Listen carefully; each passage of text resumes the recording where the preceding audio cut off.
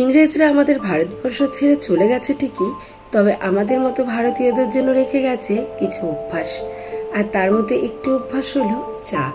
এই চাটা কিন্তু আমাদের প্রত্যেকেরই একটা অভ্যাসে পরিণত হয়েছে। চা না খেলে যেন আমাদের মন শরীর কোনোটাই ঠান্ডা হয় না। তবে আমি এখনো আসক্ত হইনি চায়ের নেশায়, তবে তোমাদের দাদাভাই কিন্তু পুরোটাই আসক্ত। ওর চা না খেলে সকালবেলাটা একদমই চলে না।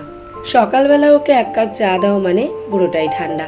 তাই যাই হোক, সকালবেলা যোগাশ্রম থেকে ফিরে এসে তোমার দাদা ভাইয়ের জন্য আর আমার ছেলের জন্য 2 কাপ চা করে দিয়েছি, আর সঙ্গে ছিল একটু স্লাইস পাউরুটি। ওদের ওটা দিয়ে আমি সোজা চলে গেছিলাম উপরে।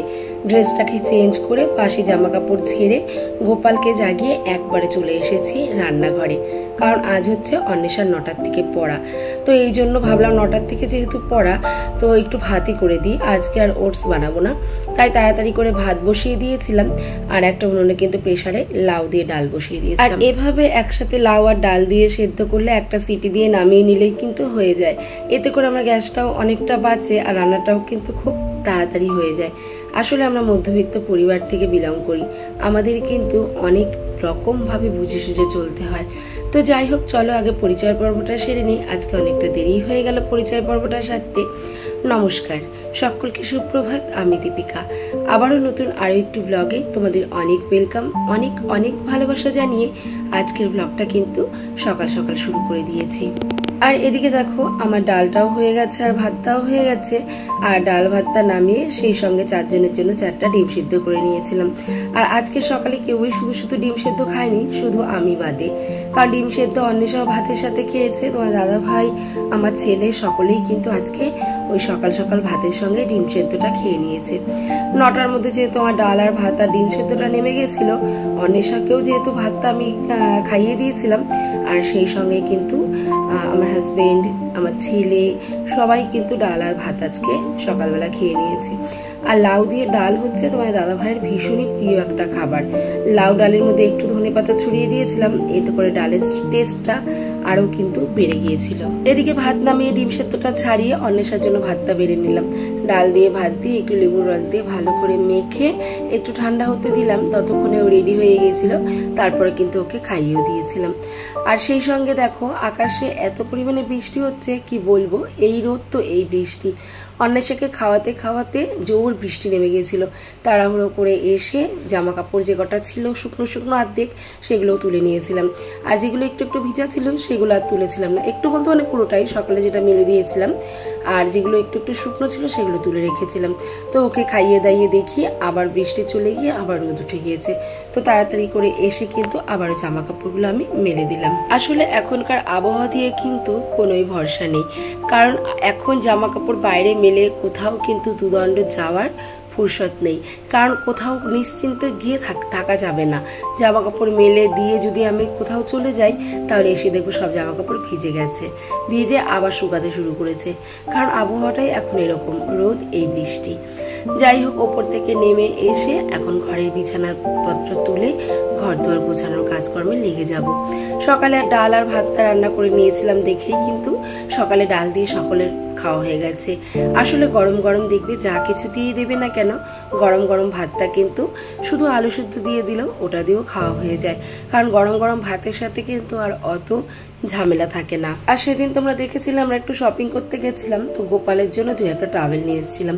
এই যে ছোট ছোট টাওয়েলগুলো দেখতে পাচ্ছ, এখানে 6টা ছিল, 6টার দাম নিয়েছিল 49 মানে 49 টাকা। আর ওই বড় টাওয়েলটাও 50 টাকা নিয়েছিল। কারণ বড় টাওয়েলটা আমি এনেছি আসনে পাতার জন্য, আর ছোট ছোট টাওয়েলগুলো এনেছিলাম ওই তোমার ঠাকুরের গামা মোছানোর জন্য। আর এখানে দেখো একটা ওশিয়ার মানে হ্যান্ড এন্ড নেইলের যে ক্রিমগুলো হয় হাতে, যাদের হাতের কুনোয়ে বা আন্ডার আর্মসে কালো স্পট পড়ে যায়, এই ক্রিমগুলোতে কিন্তু সেই কালো স্পটটাকে একদমই রিমুভ করে দেয়। তো এইটা একদমই অফারে ছিল। সেদিনকে শপিং করতে গিয়ে কিছু কিছু জিনিস কম দামে পেয়ে গিয়েছিলাম এবং কিন্তু নিয়ে চলে এসেছিলাম। কারণ এই জিনিসগুলো বাইরের থেকে কিনতে গেলে কিন্তু আরো একটু বেশি দাম নেয়। ওখানে 6টা তোয়ালি যেমন আমি 49 টাকা এনেছিলাম, এই তোয়ালিগুলো কিন্তু কম করে 15 টাকা পিস। তাহলে 6টা তোয়ালির দাম কত কত হচ্ছে 90 টাকা। এখানে 30 টাকা আমার সেভিংস হলো। তারপর ওই যে ক্রিমটা দেখালাম ওটাও কিন্তু অফারে নিয়েছিল আমার কাছ থেকে, মানে অফার চলছিল ওখানে, তো অফারে নিয়েছিল কিন্তু 189 টাকা, যার প্রাইস ছিল 500 কত টাকা যেন। তো এইভাবে যদি মাঝে মাঝে মলে অফার দেওয়া হয় আর সেখান থেকে যদি টুকিটাকি নিজেদের প্রয়োজনীয় জিনিসপত্রগুলো কেনা যায়, এতে কিন্তু দেখবে অনেকটা মানি সেভিংস হয় আর আমাদের প্রয়োজনটাও মিটে যায় আর টাকাটাও কিন্তু অনেকটা বেঁচে যায়। আমাদের মতো মধ্যবিত্ত পরিবারের বউদের কিন্তু একটু হিসাব না করে চললেই মুশকিল। এই যেমন ধরুন আমি কিন্তু রুই মাছ রেখেছি, যেটা আমি দুপুরের জন্য রান্না করব। যদি সকালে ডাল আর ভাতটা দিয়ে সকলকে না খাইয়ে দিতাম, সবাই কিন্তু ওই মাছটা দিয়ে ভাত খেত। এতে করে কি হতো, আমার কিন্তু ওই দুপুরবেলাও আবারও কিছু না কিছু রান্না করতে হতো। সেক্ষেত্রে ডালটা যেহেতু আমি সকালবেলা চালিয়ে দিলাম, আর দুপুরবেলা কিন্তু মাছটা দিয়ে চলে যাবে, আর একটুখানি ডাল বেঁচেও আছে, সেটা তোমার দাদাভাইয়ের কিন্তু ভালো মতো হয়ে যাবে। আর এখন যা সবজির দাম, সত্যি বলতে এই টাইমে মানে এই সিজনে যেহেতু চারিদিকে জলে ভরে গেছে, সেহেতু ফসল তো অনেক নষ্ট হচ্ছে, আর এই কারণে কিন্তু বাজার দর হিসাবেও সবজির দাম আরো অনেকটাই বেশি। যে কোনো সবজির গায়ে হাত দিলেই কিন্তু কেনার কোনো উপায় নেই। আর যতই দাম থাকুক না কেন আমাদের তো কিনে খেতেই হবে, তাই দুর্মূল্যের বাজারে একটুখানি বুদ্ধি করে চলাটাই কিন্তু অনেকটা শ্রেয়। বুদ্ধি করে না চললে যেমন সংসারটাও ভালো মতো চলবে না, তেমনি কিন্তু আজকালকার যুগে সব থেকে যতটা খরচ, সেই খরচটাকে কিন্তু আমরা মেনটেন করে চলতে পারবো না। নিজেরা কম খেলেও কিছু আসে যায় না, কিন্তু বাচ্চাদেরকে পড়াশোনা বলো, মেডিসিন বলো, জামা কাপড় বলো, এগুলো কিন্তু ঠিকঠাক মতো আমাদের দিতেই হয় এবং কিনতেই হয়। আর খাবার দাবার খুব একটা কম খেলে তো পুষ্টি পাবো না আমরা, তাই যতটুকু সম্ভব আমাদের নিতে হবে। তাই সেই পুরোটুকু নেওয়ার জন্য একটু বুদ্ধি করে চলতে হবে। সকালে ডাল দিয়ে খেয়েছি, এখন অল্প করে মাছ নিয়েছিলাম, এই ধরো 5 পিস মতো মাছ নিয়েছিলাম, এটা কিন্তু দুপুরের জন্য। আসলে এই 5 পিস মাছ কিন্তু যদি সকালবেলা রান্না করতাম তাহলে কিন্তু কিছুই হতো না, শুধু সকালেই ফুরিয়ে যেত। আবার দুপুরবেলায় কিন্তু এই মানে ডাল দিয়ে তো খেতই না, আরও ডিম ভাজা বা অন্য কিছু করতে হতো, এতে করে কিন্তু এক্সট্রা একটা খরচ আমার হয়ে যেত। আরেকটা সত্যি কথা হলো, আমাদের বাড়িতে ওই সকালে মাছ খাওয়ার পর দুপুরবেলা মাছটা কিন্তু ভেঙে চড়ে ফেলে চড়ে মানে অর্ধেক খায় অর্ধেক ফেলে, এমনভাবে কিন্তু খাওয়া হয়। তো এই ক্ষেত্রে যদি আমি ওরকম ফেলে চড়ে না খাইয়ে আমার যতটুকু লাগবে, ঠিক যতটুকু প্রয়োজন ততটুকুই যদি রান্না করি, এতে আমার জিনিসটাও নষ্ট কম হয় আর অনেকটা কিন্তু খাবারও আমার সেভ হয়। আসলে ফেলে চড়ে খাওয়ার থেকে যতটুকু প্রয়োজন ততটুকু রান্না করাই ভালো। ফেলে চড়ে খেয়ে বা খাইয়ে তাতে কোনো কিন্তু লাভ নেই। এতে হয়তো অনেকে আমাকে কিপটে বলতে পারে, তবে আমার কিছু আসে যায় না। তার কারণ কিপটেমিটাও একটা আর্ট, যেটা সবাই কিন্তু পারে না। কিপটেমি মানেই কিন্তু একটা বাতাসা বা জল বা এক মুঠ মুড়ি খেয়ে সারাটা দিন কাটিয়ে দিলাম, এটা নয়।